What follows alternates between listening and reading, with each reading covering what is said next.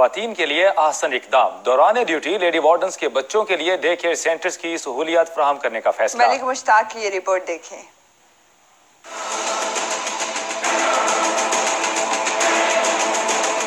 City Lahore captain retired Liaqat Ali Malik का traffic police में काम करने वाली खवातीन के लिए एहसन इकदाम। दौरान ड्यूटी लेडी वार्डन्स के बच्चों के लिए डे केयर सेंटर की सहूलत फराहम करने का फैसला। खवातीन के हकूक के लिए कमेटी भी तश्कील दे दी गई।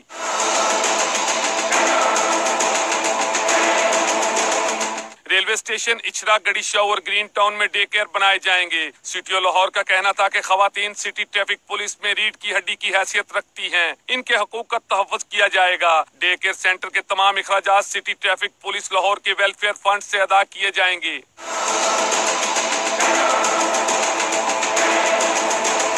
कैप्टन रिटायर लियाकत अली मलिक ने मजीद बताया कि लेडीज ट्रैफिक वार्डन शहर के मुख्तलिफ अहम शाहराहों पर लाइसेंसिंग ब्रांचेस, टिकटिंग और ड्राइविंग स्कूल्स, एजुकेशन यूनिट समेत मुतअद्दिद यूनिट्स में तैनात हैं। वही मुआशरा बेहतर तौर पर तरक्की कर सकता है जिनमें खवातीन को काम करने के बराबर मौके मुयस्सर हों। मलिक मुश्ताक, 7 न्यूज़, लाहौर।